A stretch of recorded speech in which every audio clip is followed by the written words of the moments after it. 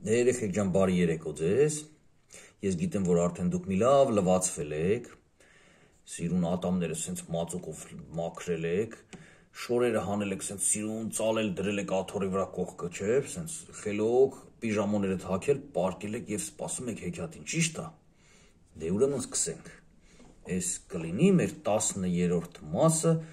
անգետիկի հեքիաթը, կոչվում է վթար։ Ոմանք կարծում են, թե օդում ինչքան վեր բարձրանաս, այնքան տաք կլինի, բայց դա սխալ է, ինչքան վերև ես բարձրանում, այնքան ցրտում է։ Ինչու է այդպես։ Այն պատճառով, որ արևն իր ճառագարտներով քիչ է տաքացնում օդը, որովհետև օդը շատ թափանցիկ է։ Ներքևում օդն ավելի տաք է, արևն իր ճառագայթներով տաքացնում է երկիրը, օդը երկրից տաքանում է այնպես, ինչպես տաք վառարանից։ Տաք օդն ավելի թեթև է, քան սառը, դրա համար էլ վերև է բարձրանում։ Ինչքան շատ է բարձրանում, այնքան շատ է սառչում։ Դրա համար էլ մեծ բարձրության վրա միշտ ցուրտ է լինում։ Այդ զգացին ճստլիկները, երբ իրենց օդապարիկով հասան մեծ բարձրության։ Նրանք այնպես մրսեցին, որ քթերն ու այտերը կարմրեցին, բոլորը ոտքերով դոփում էին եւ ծափ տալիս, որ գոնե մի քիչ տաքանան։ Ամենից շատ մրսում էր շվարիկը, որ գլխարկը տանն էր թողել։ Սոսկալի ցրտից նա քթից մի երկար սառցելուլա էր կախնկել։ Նա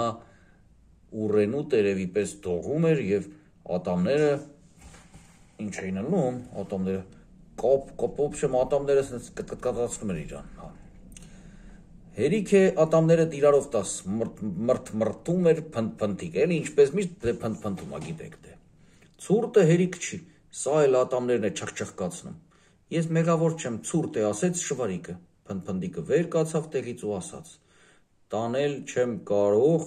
երբ ականջիս տակ մեկն ատամները չխչխկացնում է, մարմինս դող է ընկնում։ Նա նստեց ներկամոլիկի կողքին, բայց ներկամոլիկն էլ ատամի չէր տալիս, փնթփնթիկը կասկածանքով նայեց նրան։ Էդ ինչու է, ինչ է իմ ատամները ինչ-որ կտկտացնում ես ինչ-որ։ Փնթփնթիկը վեր կացավ եւ ուրիշ տեղ նստեց։ Այդպես նա մի քանի անգամ տեղը փոխեց եւ դրանով միայն ուրիշներին խանգարեց։ Օդապարիկը ցրտից եղյամով էր պատվել եւ փայլում էր մանչուկների գլխավերևում։ Ասես մաքուր արծաթից ձուլված լիներ։ Կամաց օդը կրկին սառեց ամպերի մեջ եւ օդապարիկը սկսեց ցած իջնել։ Մի քանի րոպե անց նա արդեն արագ թափով ցած էր սլանում։ Պարկերի պաշարը վերջացել էր եւ ոչնչով չէր կարելի անկման առաջն առնել։ Աղետ ճչաց քաղցրահյութիկը։ Կործանվում ենք, ծղրտաց անգետը եւ թաքնվեց նստարանի տակ։ Դուրս եկ գոռաց նրա վրա գիտունիկը։ Ինչու՞, նստարանի տակից ձայն տվեց անգետիկը։ Պարաշուտներով պիտի թռչենք, ինձ համար այստեղ էլ լավ է, պատասխանեց անգետիկը։ Առանց երկար մտածելու գիտունիկը բռնեց նրա օձիքից եւ դուրս հանեց նստարանի տակից։ Իրավունք չունես, բղավում է անգետիկը, ես կբողոքեմ։ Մի գորգորա, հանգիստ պատասխանեց գիտունիկը, առանց խուճապի,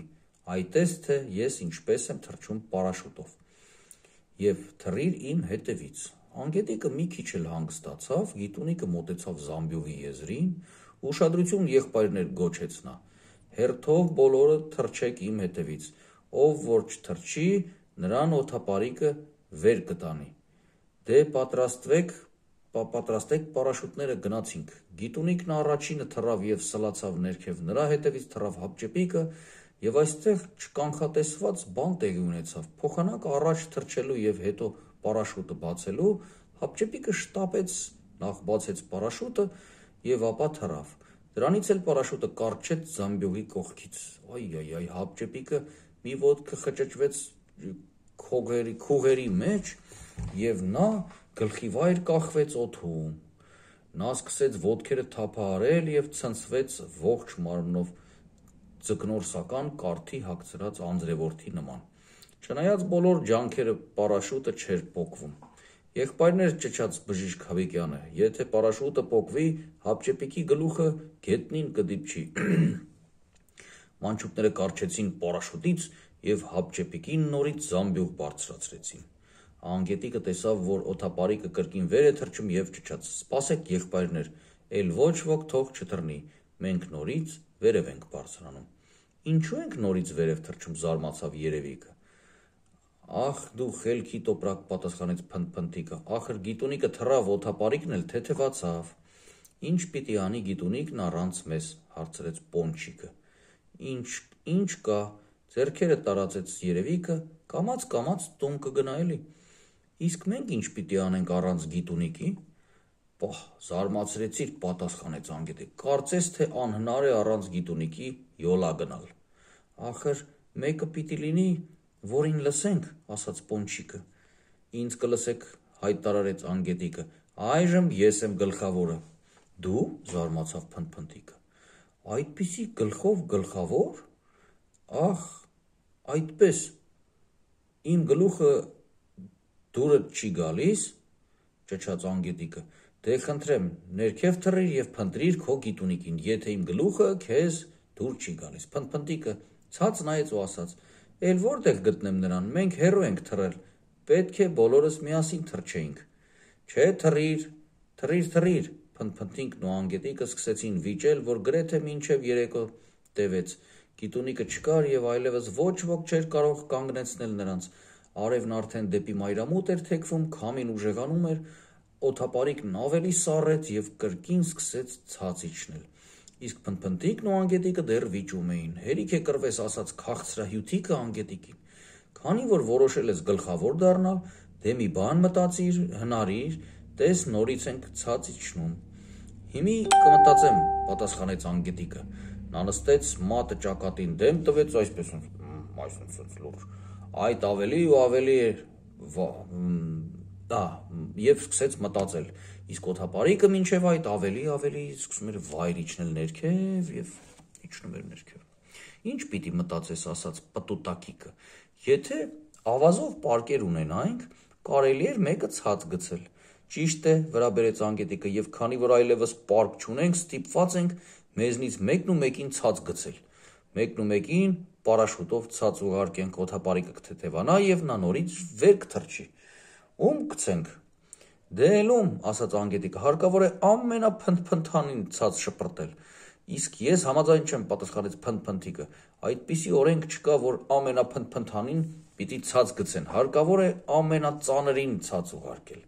«Դե լավ, համաձայնեց անգետիկը, ցած կգցենք Պոնչիկին, ամենածանրը նա է»։ «Ճիշտ է», հաստատեց քաղցրահյութիկը։ «Ինչ», ճչաց Պոնչիկը, «ով է ամենահաստը, ես քաղցրահյութիկին ինձնից հաստ է, քաղցրահյութիկն ինձնից ծանր է»։ «Մի դրան տեսեք», գոռաց քաղցրահյութիկը քրքջալով ու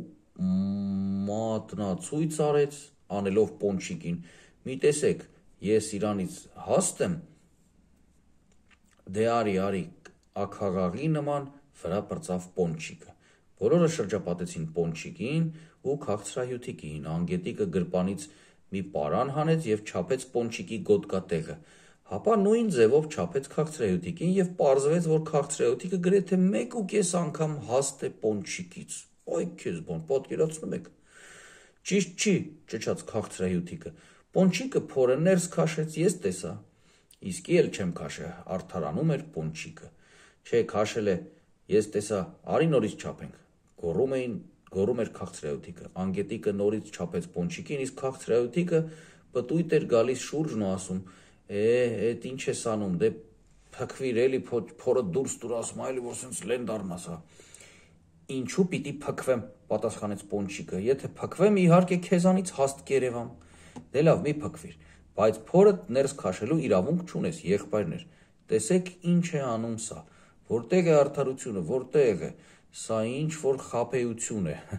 Անգետիկը Պոնչիկին չափելու գործն ավարտեց, իսկ հետո նույնպես խնամքով չափեց քաղցրահյութիկին և այս անգամ պարզվեց, որ երկուսն էլ նույն հաստությունն ունեն։